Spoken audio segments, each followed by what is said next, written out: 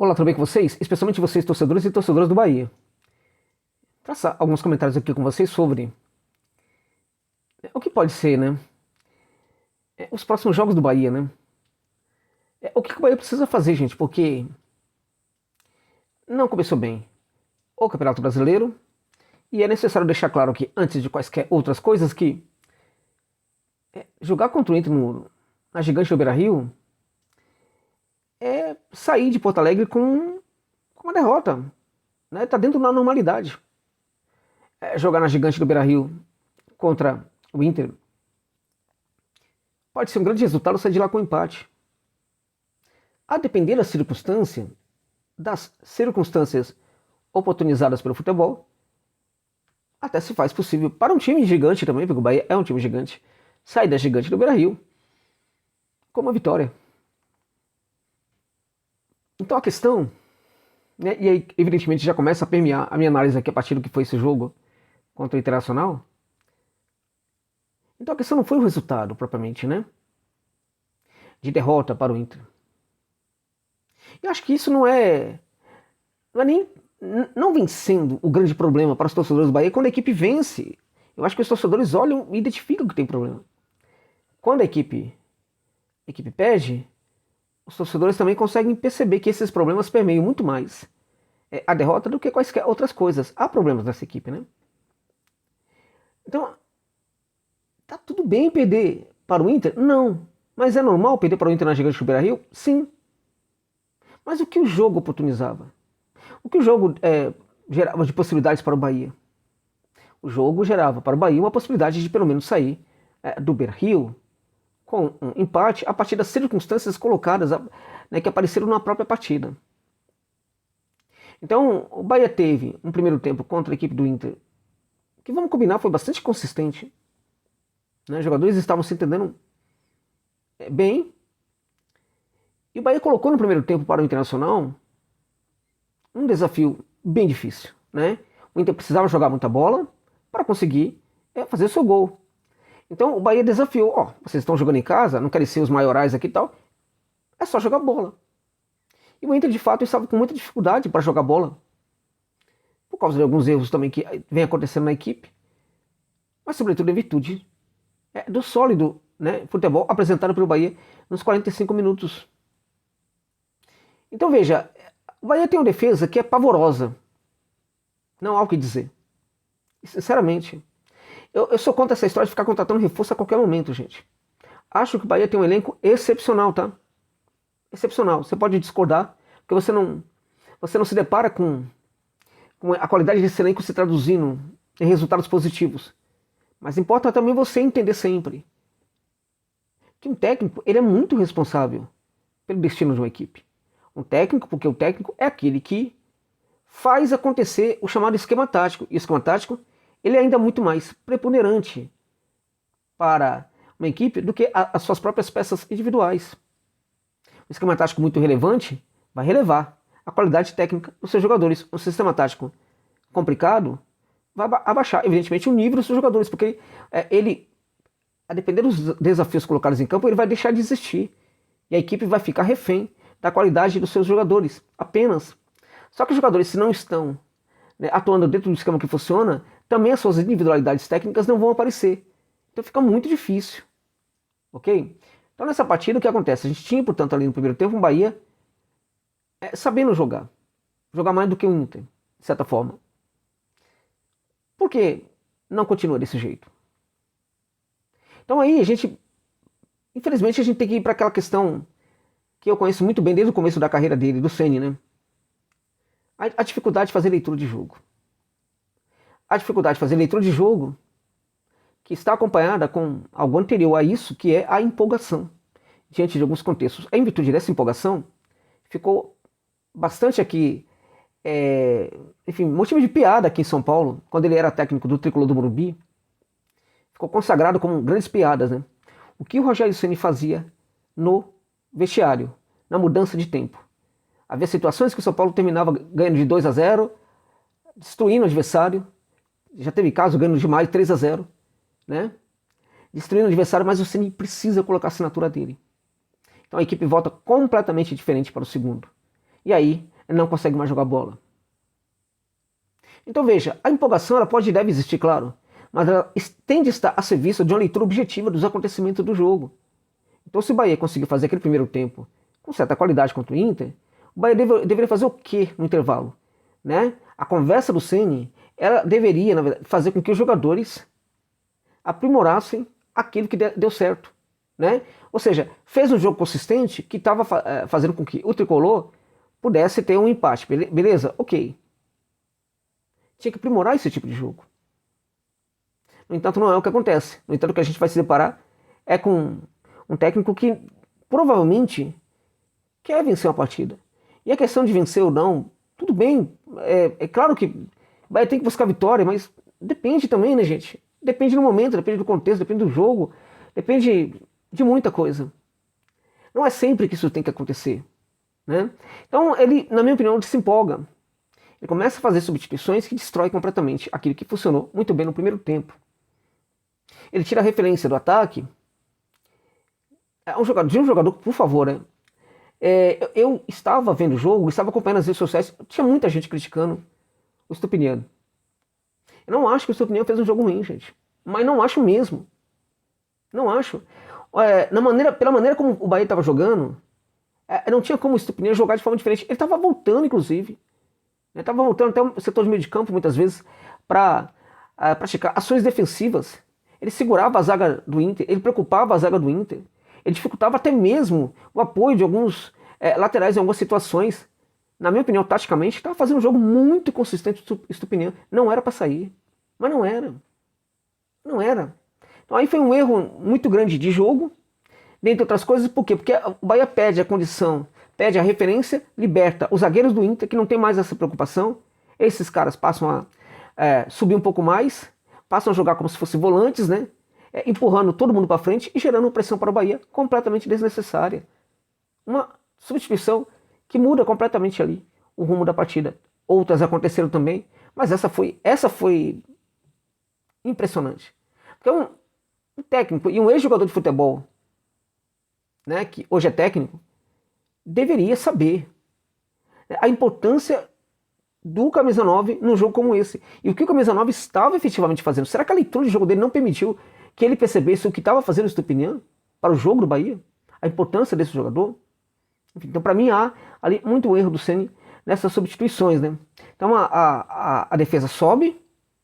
À medida que a defesa sobe um pouco a sua linha, facilita o trabalho dos volantes. Você passa a ter um Inter com muito mais meias construindo do que antes. Porque os volantes também passam a exercer a função de meia. Então o Inter passa a praticar um jogo muito relevante para cima da defesa do Bahia. A defesa do Bahia, você sabe como é que é? Não aguenta. Porque é ruim. Então quando eu falei, sou contra a contratação de jogadores e tal, o Bahia precisa contratar zagueiro, gente. Não dá para ficar com Cuesta. Não tem condição. Então, não dá para ficar também tão pouco com o Canu. Não dá. O Canu, não dá para Canu ser titular do Bahia. E o veterano Cuesta também não dá. Dentre outras coisas, porque o Cuesta já não era um jogador importante para o Botafogo. Até hoje eu não entendi essa contratação. Não consegui entender até hoje. O Canu é um jogador, vamos lá, no máximo para ser uma reserva, para compor o elenco do Bahia. O Bahia deveria ter zagueiros hoje muito mais consistentes. Então tem um problema aí. Quando a janela internacional abrir, tem que olhar para o mercado. Se for possível olhar para o mercado brasileiro hoje, tem que olhar para o mercado. Não dá para ficar com essa zaga, gente. Não dá. Né? Então, como a SAF tem condição de fazer grandes investimentos, tem zagueiros bem empregados, mas que poderia perfeitamente o Bahia poderia fazer uma tentativa, né, de buscar alguma. Não dá para ficar com essa zaga, porque é horrível. Horrível. Né? Ela não sabe jogar sob pressão. Às vezes se atrapalha sozinha. Quando está sob pressão, também não funciona. A gente percebe nesse time do Bahia um aparente problema de forma física dos jogadores. Eu acho que esse problema tem muito a ver também, não somente com a própria condição física, que talvez não seja das melhores, da preparação física, né? Mas também pode ter a ver com o próprio esquema tático, gente. Entenda isso que eu vou falar, que é muito importante. Às vezes a gente tem a impressão que os jogadores estão andando em campo apenas porque eles não querem, não têm vontade. Ou às vezes parece que eles não têm disposição, não conseguem correr. Meus amigos, entendam isso. Isso é importante. Isso ocorre muitas vezes porque o jogador não está entendendo taticamente o que fazer dentro de campo. Ele está completamente perdido. O esquema tático já não atende mais. Já não instrui mais os jogadores dentro de campo. E ele não sabe muito bem como se comportar, como se posicionar, o que tem que fazer, o que tem que ser priorizado. Entende? Então, em virtude disso, o jogador fica muito indeciso em campo. Essa indecisão mata fisicamente o jogador, que ele não consegue correr, ele não consegue se movimentar muito. Ele só reage. Reage, por exemplo, ao ataque da equipe adversária, reage à possibilidade que a sua equipe pode construir um ataque positivo, então ele corre para frente, corre para trás que nem doido, sem saber correr, sem saber ocupar os devidos espaços. Tem muito a ver com a condição física, o que está acontecendo no Bahia? Sim, e é necessário investigar se tem um problema realmente de qualidade na preparação física dos jogadores, mas por certo que também há um problema no esquema tático que também faz com que essa questão física seja bastante relevante. E isto não é um problema qualquer no time do Bahia, gente. Não é. É um problema muito sério que a comissão técnica vai ter que resolver. Né? As substituições normalmente foram equivocadas, e acho que o Ceni precisa, como eu disse, há um problema de leitura de jogo. E aí é uma coisa que precisa arrumar na cabeça dele, porque tá demais esse negócio. Né? Não adianta falar que o jogador joga até um certo tempo e tal, isso é tudo responsabilidade dele também. Até porque o Bahia tem elenco, né? É só substituir direito e resolve, em teoria, esse problema aí, né? A defesa segue a ser um problema, como eu disse, né? Com Cuesta, com Canu e com outros, mas eu quero pontuar algo muito importante aqui. Não é somente a defesa, é o sistema defensivo. É o sistema defensivo. Tá? Ele está falhando. Porque alguns jogadores não estão conseguindo marcar, porque alguns jogadores são sobrecarregados. Né? O Rezende, que para mim deveria ser zagueiro desse time do Bahia, né? Baita de um jogador, está sobrecarregado na marcação, muito sobrecarregado, e aí não consegue segurar sozinho esse piano. Né? Quem é que marca nesse Bahia ali no meio de campo? E, ao menos quem é que marca com qualidade nesse meio de campo? Ninguém. Então a zaga do Bahia não é boa. E a gente percebe isso quando ela está sendo pressionada. Ela não consegue dar uma resposta positiva. Mas a zaga do Bahia não é a única responsável pelos problemas defensivos. Isso também ocorre também por falhas, né, no sistema defensivo da equipe. Sistema defensivo que é uma parte do sistema tático do time do Bahia. Tá? Fora isso, precisa sempre deixar claro, né, a despeito disso, né, Canu e Cuesta são sim jogadores inexpressivos para um time do Bahia com tanta qualidade a partir do meio de campo, né? O Cauli vem jogando mal, tá? Não tá jogando bem, não tá bem, não. Né? E aí, quando ele entra, a gente tem um problema. Porque você não tem mais o centroavante segurando, né, a zaga, você não tem mais a referência, você não tem mais aquela bola esticada que pode até fazer, mas não vai funcionar, né? Então, e você não tem mais, né, você tem um jogador que está com dificuldade para se associar. E esse é o problema do Cauli, tá com dificuldade na associação. Então, independente de com quem ele joga, não tá conseguindo mandar bem, tá? Acho até que o Everton Ribeiro é um jogador que tá conseguindo entregar na medida do possível. Para mim, é um jogador importante desse time do Bahia. Mas eu acho que outros jogadores não estão conseguindo se associar muito bem com este que pode terminar como um dos grandes meias na temporada de 2024, né? Então, eu acho que tem muito problema de associação hoje com o Cauli. Tem alguma coisa com o Cauli, é preciso ser reorientado, é preciso ser recolocado nesse esquema tático, é preciso ganhar também confiança, porque tudo isso parece ser problema desse jogador que, sinceramente, né, anda sumido aí também, né? E aí tem alguns paradoxos nesse time do Bahia, né? Ao trabalhar com a posse de bola, esse é um problema que a gente viu nesse jogo também contra o Inter, ao trabalhar com a posse de bola, tentando, né, sufocar o adversário no seu campo de defesa, bom, esse tipo de proposta requer um trabalho de pressão pós-perda, gente, incessante. O tempo inteiro, tá?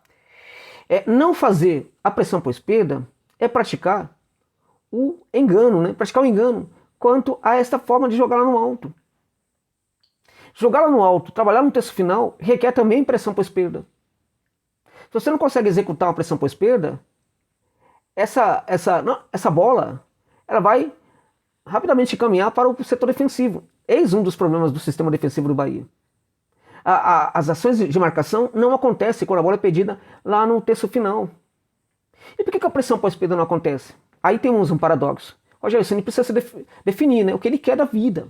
Ele quer que o seu time seja ofensivo, que se ele quer que o seu time seja ofensivo, ele precisa entender o seguinte, tem que parar de ter medo de levar contra-golpe.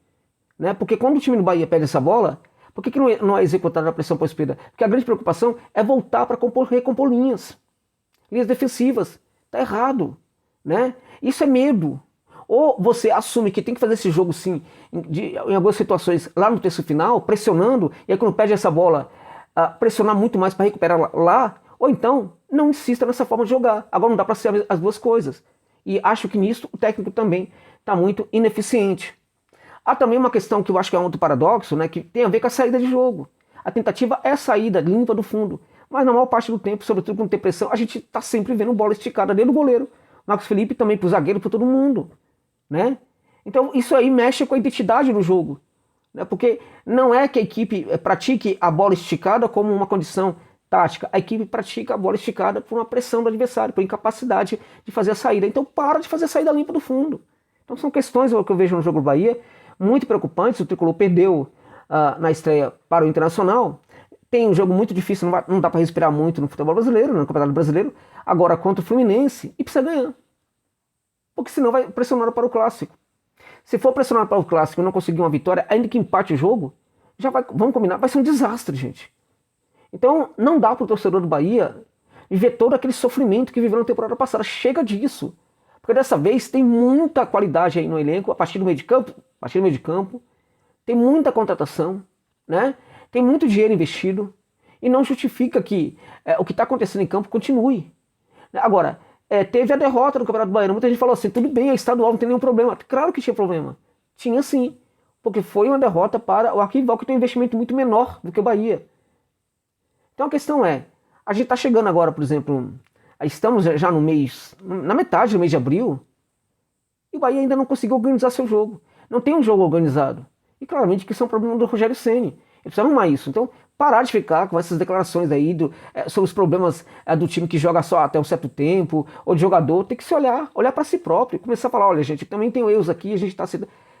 E isso acho que não vai acontecer. Nunca aconteceu na carreira dele, né? Então o Bahia, na verdade, está com um problema hoje na equipe, que acho que é um problema anterior à equipe. É um problema que está, antes disso, no comando do banco de reservas. Está faltando sim qualidade para o Rogério Ceni. Com isso eu não estou falando que ele tem que ser demitido do Bahia. Eu estou apenas falando que é necessário que uma pressão seja exercida até para que o desperte para a necessidade de reflexão.